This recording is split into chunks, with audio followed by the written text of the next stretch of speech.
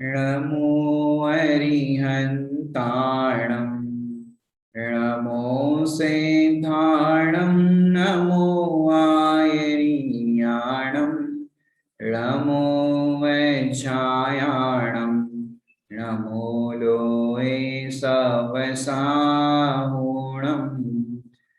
मंगलमय मंगल करण वीतराग विज्ञान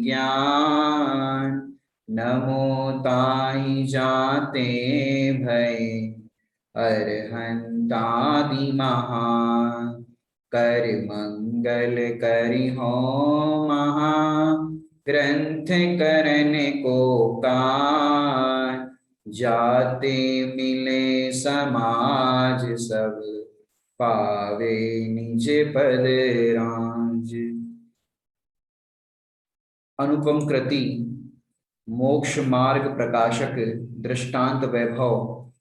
मूल कृति तो आचार्य कल्प पंडित प्रवर टोडरमल जी साहब ने मोक्ष मार्ग प्रकाशक नाम से ग्रंथ की एक मौलिक अद्भुत रचना की है। और उस अद्भुत रचना के अंदर टोडरमल जी साहब की एक अद्भुत शैली अगर अपन देखें कि वो प्रश्न भी स्वयं करते हैं और उत्तर भी स्वयं देते हैं। एक वक्ता का बहुत मुख्य गुण होता है कि श्रोता के मन में जो प्रश्न उद्भवित होते हैं उन्हीं प्रश्नों को स्वयं खड़ा करके उत्तर देना, जिससे श्रोता के मन में कोई भी शंका बाकी ना रहे और उसके सारे समाधान उस ग्रंथ को पढ़ते हुए या प्रवचन यदि कोई वक्ता करता हो तो प्रवचन सुनते हुए श्रोता के मन के सारे प्रश्नों को अपने प्रवचन के माध्यम से या लेखनी के माध्यम से उसका समाधान कर सके। ऐसा ये अद्भुत टोडरमल जी साहब के अंदर बहुत ही सुंदर शैली के माध्यम से उन्होंने मोक्ष मार्ग प्रकाशक ग्रंथ की रचना की। और आपके सामने स्क्रीन पर जो दिख रहा है ग्रंथ, इस ग्रंथ की अपन ने कल से वाचना प्रारंभ की है। ये मोक्ष मार्ग दृष्टांत वैभव, ये जो आपके सामने ग्रंथ दिख रहा है, ये मोक्ष मार्ग प्रकाशक के अंदर जो टोडरमल जी साहब ने दृष्टांत और सिद्धांत बताए हैं, वो सिर्फ दृष्टांत और सिद्धांतों का ये संकलन मात्र है, जिसका नाम रखा है मोक्ष मार्ग दृष्टांत वैभव।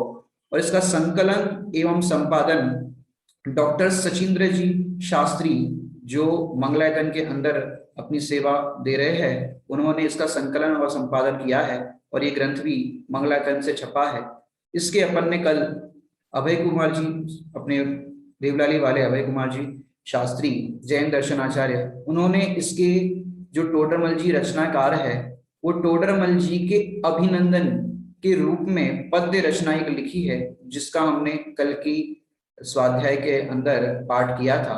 वो भी बहुत सुंदर था, क्योंकि टोडरमल जी साहब ने जो मोक्ष मार्ग प्रकाशक के अंदर जो अधिकार लिखे हैं, उन अधिकारों के अंदर क्या क्या वस्तुओं का उन्होंने वर्णन किया है, वो पूरी विषय वस्तु अपन ने टोडरमल जी साहब के अभिनंदन के बारे में कल की कक्षा के अंदर देखा था। अब आज इस कक्षा को हम आगे बढ़ाते हैं। आगे हम देखते हैं जो इस ग्रंथ के अंदर दृष्टांतों का प्रकरण है, उन दृष्टांतों के प्रकरण को देखते हैं। यहाँ पर सबसे पहले श्रोता माने श्रोता प्रश्न नहीं कर रहा है, टोडरमल जी साहब ने ही श्रोता बनकर के प्रश्न खड़ा किया है और फिर उसका उत्तर भी दिया है, और वो भी दृष्टांतों के माध्यम से। क्योंकि जब तक दृष्टांत नहीं दे तब तक सिद्धांत समझ में नहीं आता, जिसको कुंदकुनाचार्य देव ने कहा है, भाषा अनार्य बिना न समझा सके अनार्य को। इस तरह अगर देखे कि जो व्यक्ति इस वस्तु से अनभिज्ञ है, जो हम समझाना चाहते हैं, जैसे समय साजी ग्रंथादि राज के अंदर एक दृष्टांत दिया है, माने एक ब्राह्मण को समझाने के लिए। क्या ब्राह्मण को समझाने के लिए? स्वस्ति तेरा अविनाशी कल्याण हो। अब वो अविनाशी कल्याण कैसे हो? अब वो स्वस्ति शब्द ही ब्राह्मण नहीं जानता था, तो उसको दृष्टांत देकर के समझाना पड़ा। क्योंकि ये प्रॉब्लम है कि किसी व्यक्ति ने कोई चीज नहीं देखी हो तो उसको समझाए कैसे। समझ आ रही है आपको बात? कि जैसे कोई जन्म से अंधा व्यक्ति हो और उसको कहे कि आज तो तुम्हें भोजन के अंदर बढ़िया खीर खिलाएंगे। अब वो जन्म से अंधे व्यक्ति ने कभी खीर ही नहीं देखी, कभी खीर चखी ही नहीं है, अब उसको समझाए कैसे? तो उसको कहें, वो पूछेगा भैया खीर कैसी है, तो अपन बताएंगे भी खीर के अंदर दूध होता है। अब दूध कैसा होता है, उसने दूध भी नहीं देखा कि दूध सफेद होता है। अब फिर और क्या होता है कि चावल होते हैं। चावल कैसे होते हैं कि सफेद होते हैं। अब उसने सफेद भी नहीं देखा, अब कैसे समझाए उसको? दृष्टांत तो दे दिया खीर ऐसी होती है, लेकिन वो कैसे समझाए? तो ये दृष्टांतों से ही समझा सकते हैं और फिर उससे सिद्धांत बताते हैं और सिद्धांतों से वो जो वस्तु समझाना चाहते हैं उसका भाव भाषण कराते हैं। क्योंकि कोई भी ग्रंथ प्रारंभ होता है तो ग्रंथ के प्रारंभिक जो भी ग्रंथ हो या कोई भी कार्यक्रम हो, आप सबको पता होगा एक मंगलाचरण किया जाता है, जो हमने अभी अभी कक्षा के प्रारंभ होते हुए मंगलाचरण किया। तो ऐसे ही ग्रंथ को लिखते समय भी टोडरमल जी साहब ने मंगलाचरण किया, जो अभी अभी हमने मंगलाचरण के रूप में यहाँ पर पढ़ा। मंगलमय मंगल करण वीतराग विज्ञान, नमो ताहि जाते भये अरहंतादि महान। मंगलमय मंगल करण, कि ये मंगल को करने वाले हैं कौन? वीतराग विज्ञानता वाले। कौन है ऐसे? कि अरहंत आदि महान, कि अरहंत आदि जो पंच परमेष्ठी भगवान है वो मंगल है, और वो मंगल होने से हमारा मंगल करने वाले हैं। और वो कैसे हैं? महान है। फिर कर मंगल करी हो महा ग्रंथ करण को कार्य, कि ये अभी मंगल कार्य हम कर रहे हैं ग्रंथ को लिखने का, और ग्रंथ को लिखेंगे जिससे क्या होगा? जाते मिले समाज सब पावे निज पद राज, कि सब गुणों का यहाँ पर मिलन होगा। ऐसा अद्भुत यहाँ पर मंगलाचरण किया। ये तो टोडरमल जी के मंगलाचरण को अपन ने संक्षिप्त में देखा, लेकिन ये मंगलाचरण के पश्चात टोडरमल जी साहब के इस अभी जो ग्रंथ अपन देख रहे हैं, इस ग्रंथ के अंदर सबसे पहले जो दृष्टांत का प्रकरण आया और श्रोता ने क्या प्रश्न खड़ा किया वो अपन देखते हैं। हाँ जी, श्रोता उवाच, मतलब श्रोता प्रश्न खड़ा कर रहा है, श्रोता कह रहा है। क्या कह रहा है यहाँ पर देखिए? कोई मंगल नहीं करता उसके सुख, और कोई मंगल करता है उसके दुख, पाप का उदय दिखाई देता है, ऐसा क्यों? प्रश्न समझ में आया आप सबको?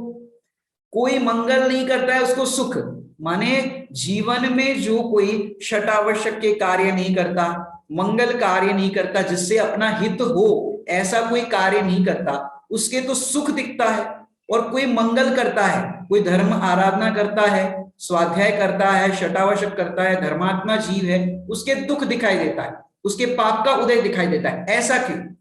जैसे आप यहाँ पर प्रश्न जो खड़ा किया है, समझ में आ रहा है कि नहीं आ रहा है? यहाँ पर प्रश्न में ये कहना चाहते हैं कि ये जगत में देखा जाता है कि कोई मंगल करे तो भी उसका मंगल होता हुआ नहीं दिखता, और कोई मंगल ना करे तो भी उसका मंगल होता हुआ दिखता है। अब यहाँ पर ये बात बताई गई है कि हम मंगल करें कि नहीं करें। प्रश्न में ये समझना है अपने को कि भाई ऐसा दिखता है कि कोई मंगल करता है तो भी उसके दुख दिखता है, और कोई मंगल नहीं करता है तो उसके सुख दिखता है, तो हम क्या करें? मंगल करें कि नहीं करें? मंगल समझते हो? मंगल का अर्थ क्या होता है? बच्चों को पाठशाला में पढ़ाया होगा, बच्चे पढ़ते हैं ना मंगल, कि जो मोह राग द्वेष रूपी पापों को गलावे और सच्चा सुख उत्पन्न करे उसको कहते हैं मंगल। अब ये मंगल करते हैं उनके तो कह रहे दुख दिखता है, और जो मंगल नहीं करते सुख दिखता है। जैसे आप देखो अरब ईरान वगैरह देश है, विदेश में देखो आप, दुबई वगैरह है, तो वहां पर कोई भी व्यक्ति सच्चे देव शास्त्र गुरु की आराधना नहीं करता, जिनवाणी का स्वाध्याय नहीं करता, गुरु की भक्ति नहीं करता, गुरु की सेवा वैयावृत्ति आहार दान आदि शतावश्यक के कार्य कोई नहीं करता, लेकिन उनके पास इतना धन वैभव बाहर में दिखता है, पुण्य की सामग्री जिसे इंद्रिय भोग के वैभव कहते हैं वो सारा उनके दिखाई देता है। अब उन्होंने तो कोई अच्छा काम किया नहीं, ना कोई वो मंदिर गए, ना रात्रि भोजन का त्याग किया, उल्टा वे तो पापाचरण कर रहे, अभक्ष्य भोजन कर रहे, रात्रि भोजन कर रहे, अनछना पानी पी रहे, और भी तमाम पापाचरण करते हैं, फिर भी उनके बाहर में इंद्रिय भोग की सामग्री की अपेक्षा से पुण्य का उदय दिखता है। और लोगों को लगता भी है कि भाई अपन इतना धर्म ध्यान करते हैं, स्वाध्याय आराधना करते हैं, इसके अंदर आप देखो कि कई लोग तो इस कोरोना की चपेट में धर्मात्मा जीव भी आ गए, जो स्वाध्याय करते थे, शुद्ध सात्विक भोजन करते थे, उनके भी कोरोना हो गया। ऐसा क्यों? और जो तंबाकू खा रहे हैं, गुटखा खा रहे हैं, सिगरेट पी रहे हैं, शराब पी रहे हैं, उनको तो कोरोना नहीं चपेट रहा है, उनको तो कुछ नहीं हो रहा है। ऐसा क्यों? ऐसा पाप का उदय क्यों दिखाई देता है धर्मात्मा जीवों को, और जो मंगल नहीं करते, अमंगल करते, उनको ऐसा क्यों दिखता है? ये प्रश्न आप लोगों को भी हो सकता है कि भाई धर्मात्मा जीव दुखी और पापी जीव सुखी, ऐसा क्यों? इसका कारण क्या है? जिसका उत्तर दृष्टांत के स्वरूप में टोडरमल जी साहब यहाँ पर बताते हैं। वो दृष्टांत को अपन पहले पढ़ते हैं और फिर सिद्धांत देखते हैं। हाँ जी, दृष्टांत पहले तो क्या कह रहे हैं यहाँ पर, मंगल तो सुख ही का कारण है। कितना सुंदर यहाँ पर लिखा है, हेडिंग क्या है, मंगल तो सुख का ही कारण है। कि जो आप मंगल कार्य करते हो वो सुख का ही कारण है, सुख ही का कारण है। मंगल तो सुख ही का कारण है। सुख ही मतलब वो दुख का कारण नहीं है। नहीं तो लोगों को एक भ्रम रहता है कि भाई ज्यादा धर्म नहीं करना चाहिए, थोड़ा बहुत ठीक है, मंदिर जाओ, पूजा पाठ कर लो, थोड़ा बहुत जिनवाणी सुन लो, माला फेर लो, इतना ठीक है, ज्यादा धर्म धर्म नहीं करना चाहिए। क्यों? लोग में एक बात कहते हैं, लोग क्या कहते हैं, जिनने किया धर्म उनके फूटे, अभी आप लोग बोल ही रहे होंगे अपने अपने घरों में, कर्म। क्यों? ये सुना है आप लोगों ने कि भाई ये देखो, इतनी जवानी के अंदर जब उनको घूमना फिरना खाना पीना मौज मस्ती करनी चाहिए, अब रात को पानी छोड़ दिया बच्चा ने। पाठशाला जाने वाला बच्चा रात को पानी छोड़ रहे, रात्रि भोजन छोड़ रहे। अब देखो छोटे छोटे बच्चे हैं, अब पाठशाला में पढ़ा, अभी रात्रि भोजन की कथा की हमने कथा भी सुनाई थी अभी संडे के दिन, रात्रि भोजन त्याग की कथा। अब उसमें बताया कि सियार ने पानी नहीं पिया रात में, क्योंकि मुनिराज ने रात्रि भोजन का त्याग कराया था। अब उसका देखा देखी किसी ने प्रेरणा भी ले ली, अब वो रात्रि का जल छोड़ दे। अब ऑफिस वाले भी ऑफिस जाते हो, वो रात्रि का जल छोड़ दे। अब सोचो क्या होगा कि रात में गला सूखेगा, इतना जर्नी करके आना जाना, ऑफिस का काम करना। अभी गर्मी के दिनों में आप फील करोगे कि रात को आपका गला सूखता है। अब क्या करें? ये रात्रि भोजन का त्याग करना ये तो मंगल ही है, मतलब अच्छा ही है। और रात्रि को पानी पीना, रात को भोजन करना, ये तो अमंगल कार्य है। मंगल कार्य है तो त्याग करना, क्योंकि त्याग की अपेक्षा से अपन बात करें तो मंगल तो ये है कि अपन त्याग करें। तो अब क्या करें समझ में नहीं आता। ये मंगल माने रात्रि भोजन का त्याग करते, उनके ही गले सूखते, उनका ही सब कुछ होता है। लेकिन इसकी आप विधि समझना, आप जब जब अन्न ज्यादा खाते हो, या जिस दिन आप दाल बाटी खाते हो, या जिस दिन अनाज ज्यादा खाते हो, तली हुई चीज खाते हो, पराठे खाते हो, जिस दिन शाम को आपने भोजन में पराठे खाए, रात को देखो कितनी प्यास लगेगी। और तो और दोपहर में भी अगर आप तली हुई चीज खाते हो, पूड़ी खाते हो, पराठे खाते हो, तो आपका गला सूखता है, प्यास लगती है। इसका एक अपन हेल्थ वाइज भी देखे कारण क्या है कि जितना आप तला हुआ खाते हो उतना ही आपको जल का सेवन करने की जरूरत पड़ती है। या तो आप तली हुई चीज या कोई चीज खाते हो तो साथ में सलाद लीजिए, जूस पीजिए, तो इस तरह की चीजों का सेवन करोगे तो आपको प्यास नहीं सताएगी। अब अपन वो कारण तो जानते नहीं, और फिर क्या सोचते कि भी त्याग कर रहे हैं, त्याग। अब देखो रात को पानी की प्यास लग गई, अब हमारा नियम तो गया, अब क्या करें, प्यास तो लग गई, प्यास का विकल्प तो सता रहा है। कि भैया आप उसकी साइकोलॉजी समझो, मंगल तो सुख ही का कारण है, त्याग करना सुख ही का कारण है। अब वो त्याग कैसे करे उसकी विधि समझना। अब अपन देखते हैं, मंगल तो सुख ही का कारण है, मतलब सुख ही का, अमंगल का कारण नहीं है, दुख का कारण नहीं है, मंगल तो सुख ही का कारण है। इसको कहते हैं सम्यक एकांत। इसका मतलब ये दुख का कारण कभी नहीं हो सकता। शक्कर तो मिठास का ही कारण है। समझ में आया कि नहीं आया? मंगल तो सुख ही का कारण है, ऐसे शक्कर तो मिठास का ही कारण है। आप शक्कर जब भी डालोगे अपने दूध में, दूध मीठा ही होगा। क्यों? शक्कर तो मिठास का ही कारण है, ऐसे मंगल तो सुख ही का कारण है। आगे पढ़ते हैं। जिस प्रकार जिसके पूर्व में बहुत धन का संचय हो, उसके बिना कमाए भी धन दिखाई देता है और ऋण दिखाई नहीं देता। अब बच्चे भी बैठे यहाँ पर ऑनलाइन हमारे सामने। अब बच्चे को थोड़ी सी भाषा थोड़ी क्लिष्ट लग सकती है, लेकिन हम इसको बहुत सरल करेंगे जिससे आपको शब्द अपनी भाषा में समझ में आ जाए। अब देखो, जिस प्रकार जिसके पूर्व में बहुत धन संचय हो, मतलब कि जिसने पूर्व में षटावश्यक का पालन किया हो, देवशास्त्र गुरु की भक्ति की हो, दान दिया हो, त्याग संयम किया हो, तो उससे क्या होता है कि उससे पुण्य बंध होता है। अब जिस प्रकार जिसके पूर्व में बहुत धन का संचय हो, कि जिसने इस प्रकार, दृष्टांत में ये पहले लोग कि किसी ने पहले बहुत धन अर्जन कर दिया, पूर्व में बहुत धन का संचय कर दिया।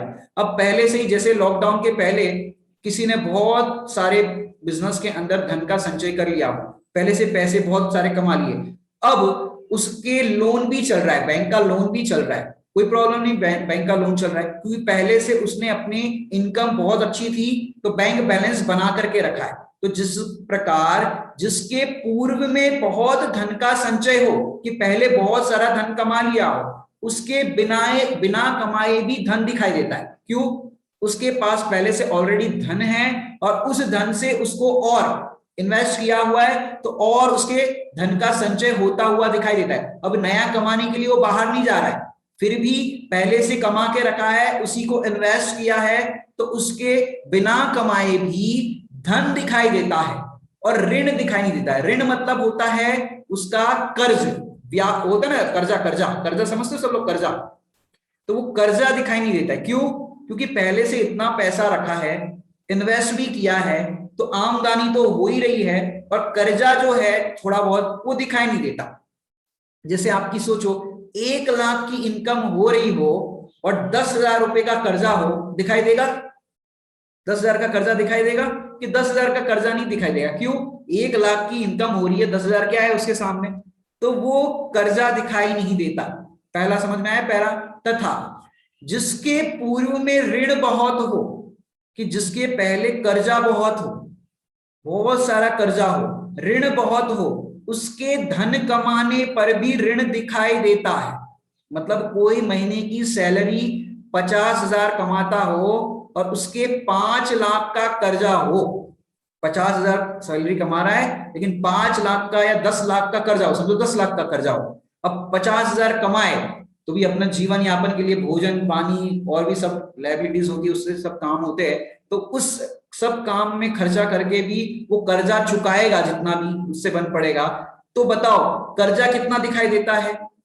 कि तथा जिसके पूर्व में ऋण बहुत हो, 10 लाख का ऋण बहुत हो, पर उसके धन कमाने पर भी ऋण दिखाई देता है। मतलब उसको 5 लाख ही 10 लाख ही दिखेंगे, 50,000 की सैलरी कमा रहा है फिर भी वो 50,000 नहीं दिखेंगे, उसको तो लगेगा कितना कर्जा है, 10 लाख का कर्जा है, 10 लाख का कर्जा है, वो 10 लाख दिखाई देते हैं, 50,000 की सैलरी वर्तमान की दिखाई नहीं देती, वो बहुत कम दिखाई देती उसके सामने। तो तथा जिसके पूर्व में ऋण बहुत हो, उसके धन कमाने पर भी ऋण दिखाई देता है और धन दिखाई नहीं देता, परंतु विचार करने से कमाना तो धन ही का कारण है, ऋण का कारण नहीं। ये भी दृष्टांत चल रहा है सिर्फ ये वाली स्लाइड में। अब यहां पर क्या खुलासा किया कि भाई भले ही कर्जा है, पहले वाले पैराग्राफ में बताया कि जिसने पहले बहुत कमा के रखा है और फिर नया वो नहीं कमाए तो भी ऋण उसका है छोटा दिखाई देता ज्यादा कमाई के सामने। ऐसे ही यहां पर दूसरे पैराग्राफ में बताया कि जिस प्रकार कर्जा बहुत हो पर धन उसके धन कमाने पर भी ऋण नहीं दिखाई देता, मतलब उसका ब्याज जो भी उसको लोन चुकाना है, किस्त चुकानी है, वो दिखाई नहीं देती। विचार करने पर क्या ख्याल आता है कि भैया वर्तमान में वो धन कमा रहा है, ठीक है, वर्तमान में वो धन कमा रहा है, तो वो जो धन का कमाना है वो क्या है? विचार करने से कमाना तो धन का ही कारण है, वो कमा रहा है तो उससे इनकम ही आ रही है, नया वो लोन नहीं ले रहा है, नया कर्जा नहीं ले रहा है। तो जो कमाने का कारण है, वर्तमान में जो कमाने की क्रिया हो रही है, वो कमाने की क्रिया नए लोन का या नए इस तरह से अपन जो समझ रहे कर्जा लेने का कारण नहीं है। वर्तमान में वो कमा रहा है वो तो धन का ही कारण है, कर्जा लेने का कारण नहीं है कि भाई इतना कर्जा हो गया इतना कर्जा हो गया, वो उसका कारण नहीं है। ये तो हो गया दृष्टांत। अपन अभी सिद्धांत को इसके अंदर से समझते हैं। जैसे मैं आपको दृष्टांत में दृष्टांत पहले समझाना चाहूंगा तो आपको और सरल हो जाएगा। दृष्टांत में दृष्टांत, फिर आपको सिद्धांत बताते हैं। कि जैसे आपको बताए कि अभी बच्चे भी हमारे सामने बैठे हैं, लगभग अभी 29 लोग हमारे सामने जूम पर है। यहां पर मैं आपको बताता हूं कि जिस बालक ने साल भर पढ़ाई की है, बच्चों आपके लिए दृष्टांत दे रहा हूं इसलिए आपको सरल पड़ेगा। जिस बालक ने साल भर पढ़ाई की है, साल भर पढ़ते हो आप लोग एग्जाम देने के लिए, फाइनल एग्जाम के लिए, साल भर पढ़ाई की है, तो साल भर पढ़ाई की लेकिन परीक्षा के दिनों में आप समझो बीमार पड़ गए तो क्या होगा? फाइनल एग्जाम है, उस टाइम पे आप बीमार पड़ गए तो क्या होगा? तो आपका रिजल्ट तो बिगड़ेगा, बिगड़ेगा कि नहीं बिगड़ेगा? कि आपका रिजल्ट तो बिगड़ेगा। लेकिन एक बात समझने की है कि रिजल्ट की अपेक्षा से सफलता दिखाई नहीं देगी आपको, लेकिन जो आपने साल भर में नॉलेज अर्न किया है, साल भर में जो आपने ज्ञान पाया है, वो ज्ञान तो आपको कोई छीन नहीं सकता ना। क्या कहा? जो साल भर आपने ज्ञान पाया है, वो ज्ञान को तो आपसे कोई छीन नहीं सकता। भले ही आपका रिजल्ट थोड़ा कम ज्यादा आ सकता है, क्योंकि एग्जाम के टाइम पे आप बीमार हो गए, तो रिजल्ट में तो वेरिएशन आ सकता है, लेकिन जो साल भर आपने नॉलेज पाया, वो नॉलेज को कोई आपसे छीन नहीं सकता। तो क्या कहना चाहते हैं कि रिजल्ट की अपेक्षा से सफलता नहीं दिखाई देगी, लेकिन उसको जो साल भर में नॉलेज मिला, उस ज्ञान का नाश थोड़ी हो जाएगा। मतलब जिसने साल भर पढ़ाई, और दूसरा अपन दृष्टांत दे, एक तो पढ़ाई करने वाला बच्चा, तो जिसने पढ़ाई की है, एग्जाम में भले ही कम नंबर आए, लेकिन उसने नॉलेज जो अर्न किया है वो उसके पास रहेगा। अब एक बच्चा ऐसा है जिसने साल भर पढ़ाई ही नहीं की। कई बच्चे ऐसे होते कि साल भर पढ़ाई नहीं करते, एग्जाम के 2 दिन पहले जो रटा हो पेपर देके पास हुए तो हुए, नहीं हुए तो नहीं हुए, जैसा भी होता है जिनका।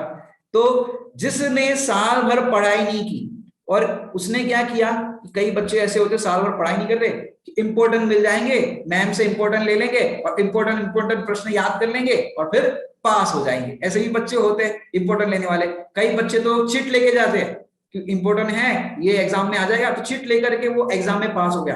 अब हो सकता है जो बच्चा साल भर मेहनत कर रहा है, लेकिन उसको अच्छा रिजल्ट नहीं आया, बीमारी के कारण वो एग्जाम में थोड़ा सा कमजोर हो गया समझो।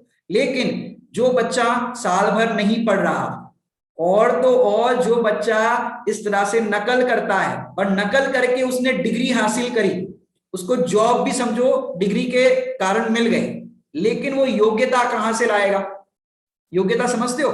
जैसे आपने डॉक्टर की डिग्री तैयार करके ले ली, एग्जाम दे करके डॉक्टर की डिग्री कर ली, अब ऑपरेशन थिएटर में आपको बुलाएंगे, चलो भाई इसका ऑपरेशन करो, ये हार्ट है, इसके हार्ट का ऑपरेशन करो। अब बताओ कर पाएगा?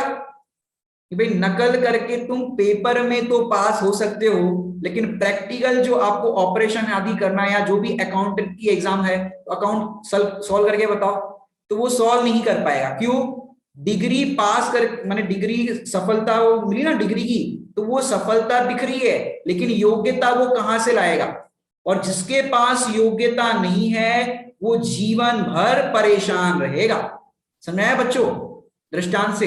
इसलिए आप डिग्री के पीछे आप नकल करके इस तरह से पास करने की सोचो, तो वर्तमान में तो आपको सफलता दिखाई देगी, लेकिन आगे योग्यता नहीं होगी तो जीवन भर दुख ही दुख होगा। ऐसे यहाँ पर दृष्टांत में इतना यहाँ पर कहना चाहते हैं कि भाई पूर्व में बहुत कमाया हुआ है और वर्तमान में कमा भी नहीं रहा है, फिर भी नया ऋण, माने जो ऋण है, कर्जा है, वो दिखाई नहीं देता।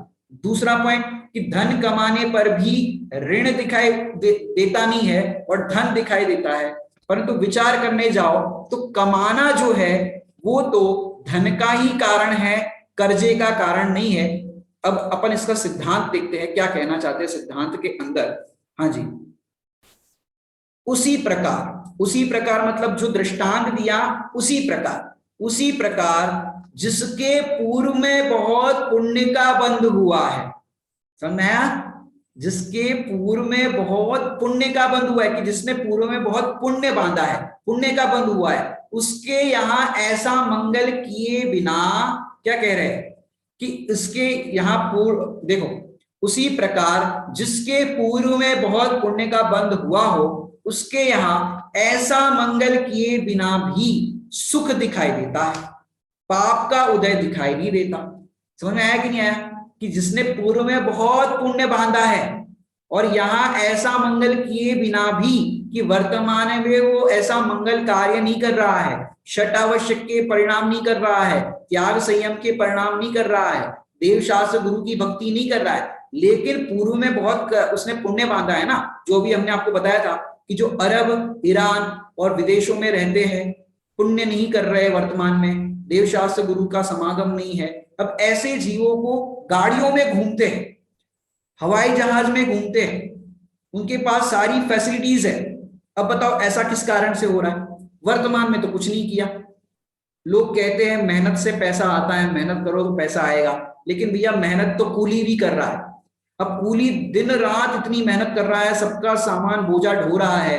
अब सड़कों पर देखो जो मजदूर है बिल्डिंग बनाने के लिए इतनी मेहनत कर रहा है, सब कुछ कर रहा है, लेकिन वो मजदूर उस बिल्डिंग के अंदर एक फ्लैट तक नहीं ले सकता। मेहनत तो बहुत करता दिखाई देता है ना वर्तमान में कमाने के लिए, लेकिन वो एक फ्लैट तक वहां पर नहीं खरीद सकता। क्यों? वर्तमान में तो वो कमाने का उद्यम कर रहा है, लेकिन वो उद्यम से उसको वो फ्लैट नहीं मिल सकता। क्यों? क्योंकि पूर्व में ऐसा कर्म नहीं बांधा उसने। तो यहां पर कहना ये चाहते हैं, मंगल तो सुख ही का कारण है, वो दृष्टांत दिया। अब सिद्धांत में क्या बताते हैं कि उसी प्रकार जिसके पूर्व में बहुत पुण्य का बंध हुआ हो, उसके यहां ऐसा मंगल किए बिना भी सुख दिखाई देता है। कैसे सुख दिखाई देता है? देखो, कुत्ते होते, कुत्ते कुत्ते हवाई जहाज में भी घूमते हैं, कुत्ते एसी कार में भी घूमते हैं। अब वो एसी कार के अंदर कैसे घूमते हैं कि एसी कार के अंदर ऐसा घूमते हैं कि एसी कार में कुत्तों को सब खाने के लिए भी सब अच्छी अच्छी चीजें देते हैं, अच्छी अच्छी चीजें मतलब भोग सामग्री की चीजें सब उनको अनुकूलताएं मिल जाती, जो सड़क सड़क के कुत्ते को नहीं मिलती। अब वो कुत्ते को ऐसा क्यों मिल रहा है कि पूर्व में उसने पुण्य तो बांधा, लेकिन पुण्य के साथ मायाचारी के परिणाम किए। जीव ने पुण्य भी बांधा और मायाचारी के परिणाम किए, तो मायाचारी के परिणाम में तिर्यंश बना। और पर पुण्य तो बांधा था, तो पुण्य बांधा, इस कारण से उसको वहां पर सामग्री मिल रही है। तो ये जो सामग्री मिल रही है, ये तो पूर्व कर्म के बंध जो हुआ था उसके कारण ये सामग्री मिल रही है। वर्तमान में वो कुछ काम नहीं कर रहा है, अच्छा काम वो कुत्ता कुछ नहीं कर रहा है, लेकिन पूर्व में जो कर्म बांधे थे, वर्तमान में अच्छा कार्य किए बिना भी उसको ऐसा मंगल किए बिना भी सुख दिखाई देता। अब पाप का उदय दिखाई नहीं देता। और जिसके पूर्व में बहुत पाप बंद हुआ हो, उसके यहां ऐसा मंगल करने पर भी कि पूर्व में उसने बहुत पाप बांधे हैं। आप जितने भी प्रथमान युग की स्टोरी पढ़ते हो, उस स्टोरी के अंदर देखो, सीता सती को कितना स्ट्रगल हुआ, सीता जी को कितना स्ट्रगल हुआ, अंजना सती को कितना स्ट्रगल हुआ, और भी यशोधर मुनिराज देखो, सुकुमार मुनिराज देखो, और अपन ने जितनी भी स्टोरी पढ़ी है सब में देखो, जितने धर्मात्मा जीव है उनकी लाइफ में बहुत स्ट्रगल दिखाई देता है। उनकी लाइफ में इतना इतना दुख दिखाई देता है कि वो दुख अभी वर्तमान में तो वो धर्म आराधना कर रहे हैं, अब धर्म आराधना कर रहे, उसमें भी उनको दुख दिखाई देता है। अब मनोवती की कथा में देख लो, सती अंजना को देख लो, तो सारे इतने धर्मात्मा जीवों को सास ऐसी मिल गई। कैसी सास मिली? अंजना सती की सास देखो, केतुमती। अब केतुमती जैसी सास मिली, सोचो कैसी सास थी। ऐसी सास तो वर्तमान में किसी की नहीं होगी। ऐसे ऐसे दुख पड़े। चंदन बालाजी को देखो, सेठानी ने कैसे कैसे दुख दिए। आपको ऐसे दुख दे रहा है कोई? कि ऐसे दुख कोई नहीं दे रहा है। आपको जंगलों के अंदर दर दर की ठोकरें खानी नहीं पड़ रही। धन्य कुमार चरित्र में देखो, धन्य कुमार चरित्र पढ़ा हो आपने, तो अकृत पुण्य की पर्याय में देखो, ऐसे ऐसे दुख दिखाई देते हैं। ये काय के कारण है कि ये सब पूर्वबद्ध कर्म के उदय है, कि पूर्व में उन्होंने कर्म बांधे थे, वर्तमान में उसका उदय चल रहा है। लेकिन वर्तमान में तो उदय चल रहा है, वर्तमान में वो क्या कर रहे हैं कि वर्तमान में तो वो धर्म आराधना कर रहे हैं। अर्थात यहाँ के जो पॉइंट चल रहा है अपना, उस अपेक्षा से देखें तो वर्तमान में तो वो मंगल कर रहे हैं। धर्मात्मा जीव वर्तमान में तो मंगल कार्य कर रहे हैं, लेकिन पूर्वबद्ध कर्म के कारण उनके पाप का उदय दिखाई देता है। यहां पर लिखा देखो, पूर्व में बहुत पाप बंद हुआ हो, उसके यहां ऐसा मंगल करने पर भी सुख दिखाई नहीं देता कि वर्तमान में कितना ही अच्छा काम करो। देखो, कई बच्चे ऐसे होते हैं जिनको श्रेय नहीं मिलता। माने कई बच्चों को तो श्रेय मिलता है, माने बच्चों को कह रहा है इसलिए कि बच्चे सामने दिख रहे हैं, सबके लिए बात आ जाएगी। क्या सास हो बहू हो, तो बहुओं के अंदर देखो, कोई बहू बहुत अच्छा काम कर रही है घर में, बहुत अच्छे से कर रही है, तो उसको श्रेय नहीं मिलता कि बेटा तुम बहुत अच्छा काम कर रहे हो, स्वाध्याय करते हो, घर का चूल्हा चौका सब संभाल लेते हो।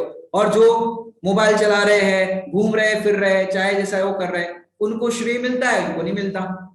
ये बहू तो ऑफिस जाती है, पैसे कमाती है, और तुम क्या करती हो? तो इस तरह से एक दूसरे की कंपैरिजन करके दुखी होते हैं जी। पति है तो पत्नी को डांट देता है, पत्नी से एक गलती जरा सी कुछ हो जाए, अब उस गलती के कारण पति डांट दे। अब ऐसा गलती के कारण पति ने डांटा, समझो पत्नी से दूध उबल गया। अब दूध उबल गया, पति ने कहा कि भाई दूध गर्म कर लेना, भाई दूध पीना है। अब पति ने कहा और पत्नी समझो फोन पे बात कर रही हो, कुछ काम कर रही हो, अब पत्नी ध्यान नहीं दे पाई, और दूध उबल गया, तो वर्तमान में जो आपको डांट पड़ी पति की, दूध देखो कितना महंगा दूध आता है, हम कैसे लाते हैं, ये करते हैं, अब वर्तमान में आपको डांट पड़ी, ये डांट जो पड़ी आप वर्तमान में यदि समता के परिणाम रख रहे हो उस प्रसंग में, तो ये वर्तमान के समता के परिणाम जो आपके हैं ये तो मंगल का कारण है। पापा ने बच्चे को डांटा, आपकी गलती पे ही डांटा समझो, पर वर्तमान में आप समता के परिणाम रखोगे, शांतता के परिणाम रखोगे, तो ये तो मंगल का कारण है।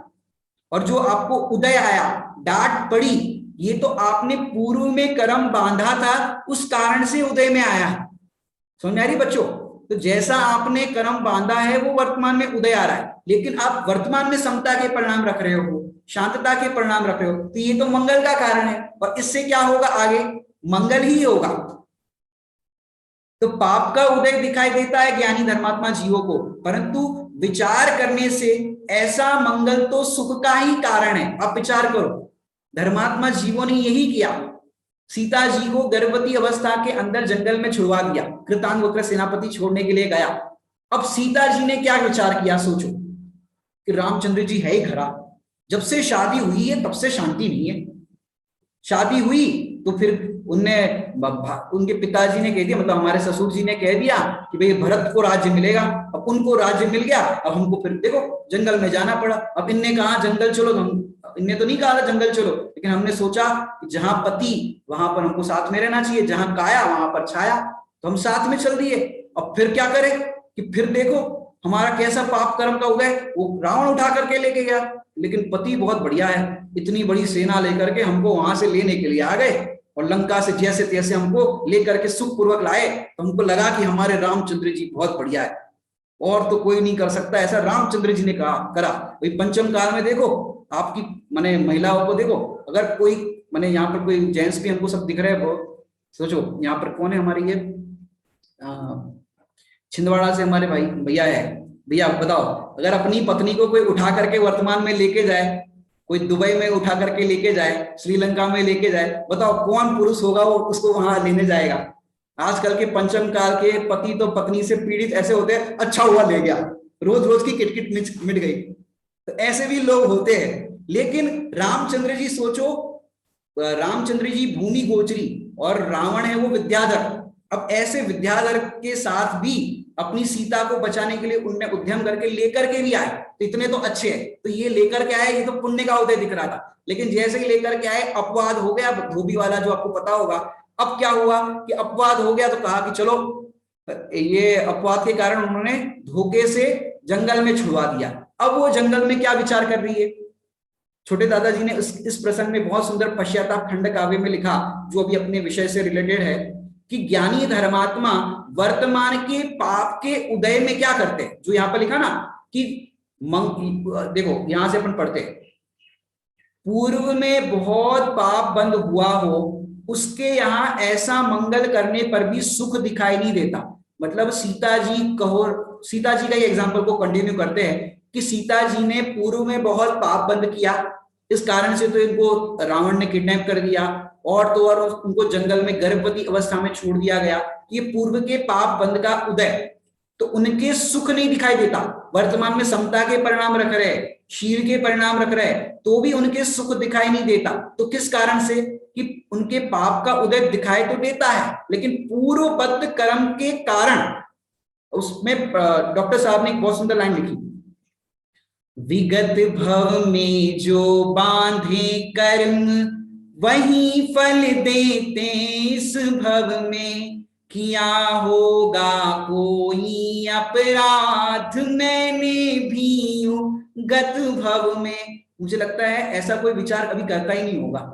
इनकी गलती है, दिरानी की गलती है, जेठानी की गलती है, हम दूसरों का दोष देखते। आप जरा विचार करना, जब भी घर में कुछ नुकसान हो जाएगा, कोई काम बिगड़ेगा, तो आप क्या करते हो, दूसरे का दोष देखते हो। और ज्ञानी धर्मात्मा जीव होते हैं, वो अपने दोष का विचार करते हैं, अपने पूर्वबद्ध कर्म के उदय का विचार करते हैं, क्योंकि पूर्व में मैंने ऐसे कर्म बांधे, उसी कारण से तो ये उदय आया। वर्तमान में भले ही समता के परिणाम रखो, क्योंकि समता के परिणाम ही रखना उपाय है और वही मंगल करने वाला है। यदि आप वर्तमान में क्लेश में परिणाम करोगे, आकुलता के परिणाम करोगे, तो दुख का ही कारण है। और अगर आप समता के परिणाम रखोगे, शांतता के परिणाम रखोगे, संयम रखोगे, तो आपके सुख का ही कारण है। कब? ये कारण है, कार्य नहीं। पाप का उदय आया, ये कार्य है, और आप पाप के परिणाम रख रहे हो, ये तो कारण है, जिस कारण से आपको पाप का उदय आ रहा है। तो वर्तमान में जो संयमी जीव है, वर्तमान में जो समता रखते हैं, वो समता रखने वाले जीवों को तो वर्तमान में पाप का उदय आता हुआ दिखाई देता है। तो पाप का उदय आए तो टेंशन मत लेना, दुखी मत होना। क्यों दुखी नहीं होना?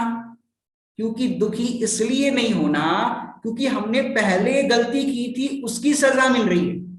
लेकिन सजा मिलते समय यदि देखो, जैसे किसी बच्चे ने गाली दी, क्या हुआ? किसी बच्चे ने गाली दी तो उसको क्या होगा? सजा मिलेगी। पेरेंट्स या जो भी टीचर्स वगैरह होंगे आपको पनिश करेंगे।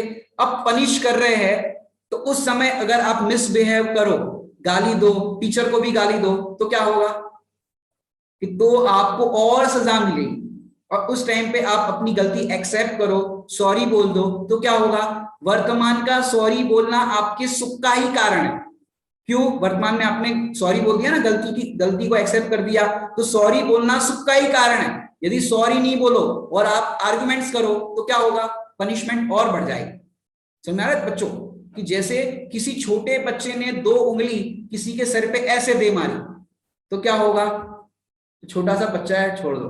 अब वही छोटे बच्चे ने, मतलब बच्चा थोड़ा सा बड़ा, अब उसने ये 2 उंगली सड़क पर जो ट्रैफिक पुलिस होती है उसके सर पे ऐसे दे मारी, साइकिल चला रहा था, किसी ने दे मारी, तो बताओ क्या होगा? पनिशमेंट मिलेगी। और समझो और भी कोई पुलिस वाले के सर पे मार दी तो क्या होगा? पनिशमेंट मिलेगी। अगर सॉरी नहीं बोलेगा तो क्या होगा? सॉरी नहीं बोलेगा तो उसको फिर लेके जाएंगे पुलिस स्टेशन। अब पुलिस स्टेशन में भी समझो जो अच्छा पुलिस ऑफिसर था उसको भी मारी, 2 उंगली मार दी समझो, तो क्या होगा? और तो और जेल में बंद कर रहे थे, वो 2 हवलदार बंद कर रहे थे, उसको भी धक्का मार के गिरा दिया। अब क्या होगा? कोर्ट में जाना पड़ेगा। अब कोर्ट के अंदर भी जज साहब ने कहा कि चलो ठीक है, पहली बार गलती हो गई है तो ज्यादा सजा नहीं दे रहे, और जज साहब को भी इसने गाली दे दी। अब बताओ क्या होगा? कि जैसे जैसे वो पनिशमेंट उसकी बढ़ती जा रही, क्यों? वर्तमान में वो नए कर्म बांध रहा है, इस कारण से वो पनिशमेंट बढ़ती जा रही। लेकिन वो सॉरी बोल देगा तो क्या होगा? कि पुराने कर्म जो भी हुए हैं वो सारे कर्म का फल उसको क्या हो जाएगा? वर्तमान के समता के कारण उसकी कम सजा हो जाएगी। तो ऐसे यहां पर कह रहे हैं कि जो ज्ञानी धर्मात्मा होते हैं या कोई भी जीव होता है, तो वर्तमान में आपके पाप का उदय दिखाई दे रहा है, पुण्य का उदय दिखाई नहीं दे रहा है, लेकिन वर्तमान में आप समता के परिणाम रख रहे हो, शांतता के परिणाम रख रहे हो, तो ये तो मंगल का ही कारण है, ये तो आपको सुखी देने वाला है। फिर से एक बार अपन पढ़ते हैं इसको। उसी प्रकार जिसके पूर्व में बहुत पुण्य का बंध हुआ हो, उसके यहाँ ऐसा मंगल किए बिना भी, ऐसा मंगल किए बिना भी मतलब कि वर्तमान में वो मंगल कार्य को जैसे करना नहीं है लेकिन पूर्व में किया है, तो उसके यहाँ पर पाप का उदय दिखाई नहीं देता। कि पूर्व में बहुत पुण्य बांध करके आए तो वर्तमान में पाप का उदय दिखाई नहीं देता। जो छोटा मोटा होता है उनको भी आता है, लेकिन वो बहुत पुण्य के उदय के सामने पाप का उदय नहीं दिखता।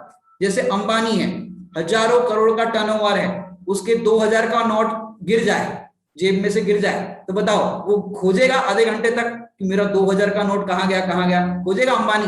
अरे उसके हजारों करोड़ का टर्नओवर हो रहा है, अंबानी को 2000 का नोट गिर जाए तो वो कहाँ देखने जाएगा कि कहाँ गिरा? क्योंकि हजारों करोड़ का टर्नओवर दिख रहा है ना, तो इतना सा 2000 का पाप का उदय दिखाई नहीं देता। ऐसे ही जिसके, और गरीब आदमी हो जो बहुत मेहनत से पूरी सैलरी 2000 रुपए महीने की मिली हो मजदूर को, और उसके 2000 का नोट गिर जाए तो क्या होगा? तो उसको वर्तमान में पाप का उदय दिखाई देता है। अरे 2000 रुपए गिर गए, पूरे मेहनत की महीने की कमाई चली गई, तो उसके पाप का उदय दिखाई देता है। तो ये पूर्वबद्ध कर्म के कारण, और वर्तमान में यदि वो समता रखे, वर्तमान में वो शांत परिणाम रखे, तो उसके पाप का उदय होने पर भी वर्तमान के शांत के परिणाम जो है उसके संयम के परिणाम है, वो भेद विज्ञान के परिणाम है, वो तो विचार करने पर मंगल का ही कारण है। तो मंगल का कारण किस प्रकार से है? कि वर्तमान में जो पाप का उदय है, वो पाप का उदय क्या है? कि वर्तमान में पाप का उदय जो है वो पूर्व बद्ध कर्म, माने पूर्व में जो कर्म बांधे थे उस कर्म बंध के कारण ऐसा उदय आया है। लेकिन वर्तमान में जो तुम मंगल कार्य कर रहे हो, देव शास्त्र गुरु की भक्ति कर रहे हो, संयम के परिणाम रख रहे हो, आप कषाय भाव नहीं कर रहे हो वर्तमान में, तो कषाय भाव नहीं कर रहे हो तो ये आपके मंगल का ही कारण है, पापोदय का कारण नहीं है कि वर्तमान में आप समता रखोगे तो आपको पाप का उदय आएगा। नहीं तो लोग क्या करते हैं, किसी ने गाली दी, मुझे गाली दी, गोली मार दूंगा तुम्हें, मुझे गाली दोगे तो। ऐसे भी होते लोग कि गाली सुनी और जैसी गोली। लेकिन यहाँ पर तो अपन 10 लक्षण की पूजन, आप पढ़ते हो 10 लक्षण धर्म की पूजन, 10 लक्षण धर्म जब होते तब, गाली सुनी मन खेद नानो, कि गाली सुनकर के भी मन में खेद नहीं लाना। क्यों? जिसको गाली दे रहे हैं वो तो मैं हुई नहीं, मैं तो मात्र जानने देखने वाला हूं। उस समय आप यदि भेद विज्ञान करते हो, जब भी आपकी प्रतिकूलता का अवसर आता है, पाप का उदय आता है, यदि आप भेद विज्ञान करते हो तो वो भेद विज्ञान तो मंगल का ही कारण है। और भेद विज्ञान नहीं करते हो, दूसरे को दोष देते हो, स्वयं आकुलता करते हो, तो वर्तमान की आकुलता आपके दुख का ही कारण है। इसलिए मैं आपको बहुत सुंदर एक वाक्य सुनाता हूं, जो हमने सम्य शिखर जी से पहाड़ उतरते समय एक वाक्य पढ़ा था। आप सब लोग भी उस वाक्य को याद करके अपने जीवन में आनंद कीजिए। दुखी होना मतलब वर्तमान में दुखी होना, दुख को ही निमंत्रण देना है। क्या कहा? वर्तमान में पाप का उदय आया और आप दुखी हो रहे हो, तो दुखी होना दुख को ही निमंत्रण देना है। मतलब कि वर्तमान में आप जो दुखी हो रहे हो तो आप नए दुख को इनवाइट कर रहे हो। वर्तमान में दुखी हुए तो ये कारण हो गया दुख का, और आगामी काल में फिर दुखी होना पड़ेगा। तो ऐसी गलती क्यों करना? ज्ञानी तो ऐसी गलती नहीं करते। पूर्वबद्ध कर्म उदय में आया तो ज्ञानी समता भाव से उसको देखते हैं, जानते हैं कि ये कर्म का उदय आया है लेकिन मेरे में नहीं। और तो और ज्ञानी कहते हैं ऐसा कर्म का उदय 1 2 3 नहीं, जितना आना है आ जाओ। क्यों? ज्ञानी कहते हैं मेरे पास भेद ज्ञान रूपी निर्मली है। ऐसा ग्रंथों में शब्द आता है, भेद ज्ञान रूपी निर्मली है, इसलिए मुझे उसकी चिंता नहीं है। क्या कह रहे हैं? ज्ञानियों के पास भेद ज्ञान रूपी निर्मली है, इसलिए चिंता नहीं है, क्योंकि वर्तमान में भेद विज्ञान करेंगे वो मंगल का कारण है, वो पापोदय का कारण नहीं है।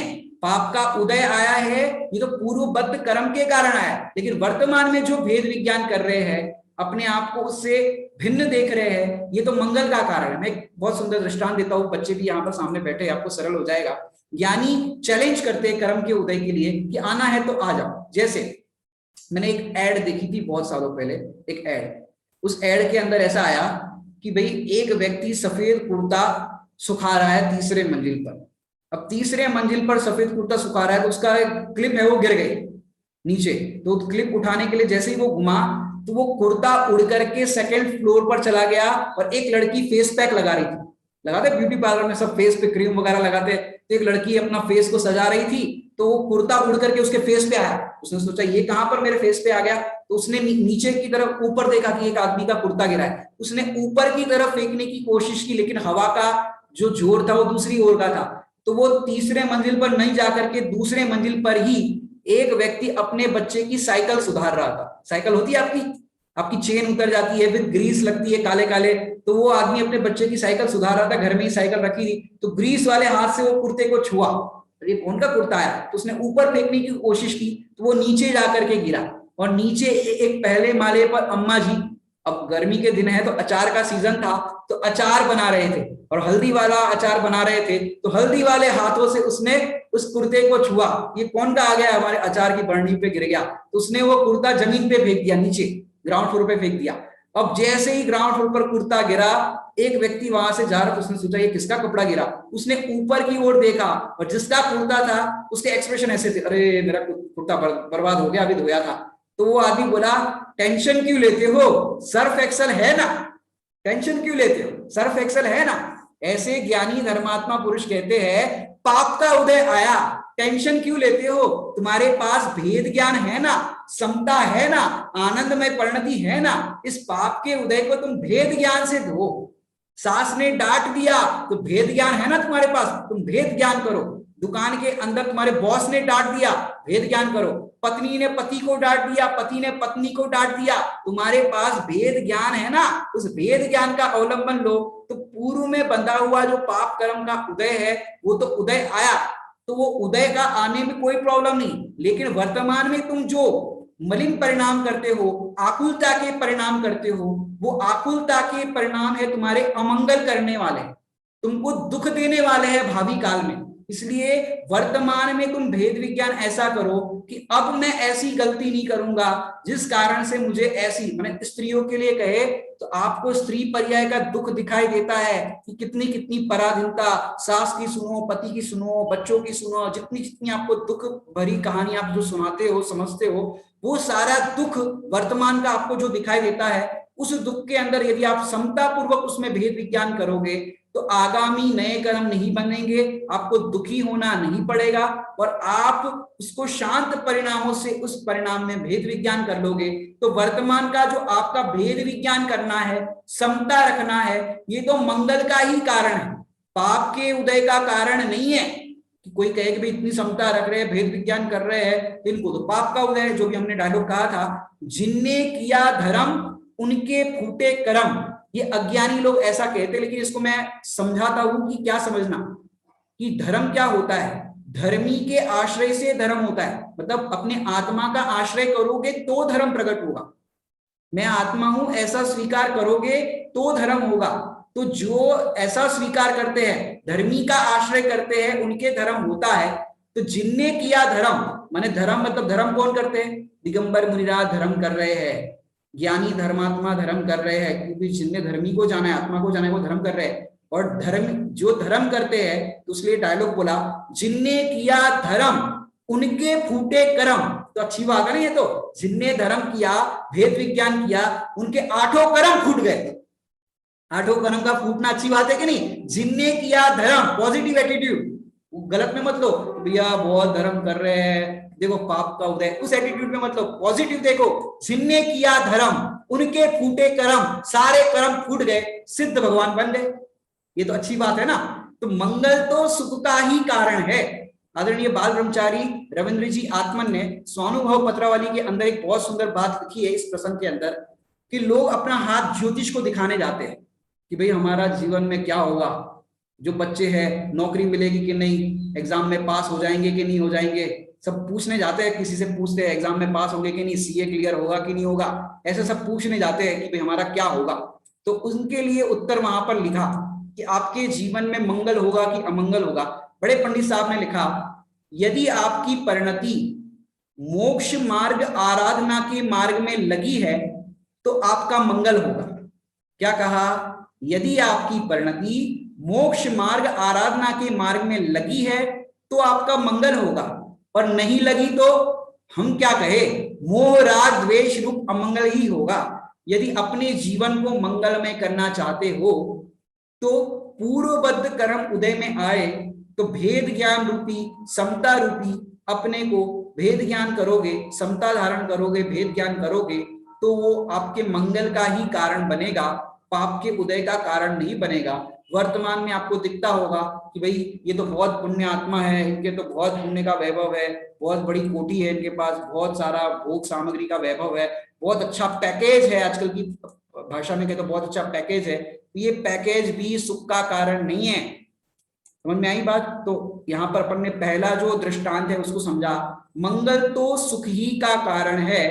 तो ऐसे हम अपने जीवन में मंगल कार्य करें और अमंगल से बचे, इसी मंगल भावना से विराम लेते हैं। ओम नमः सिद्धेभ्य।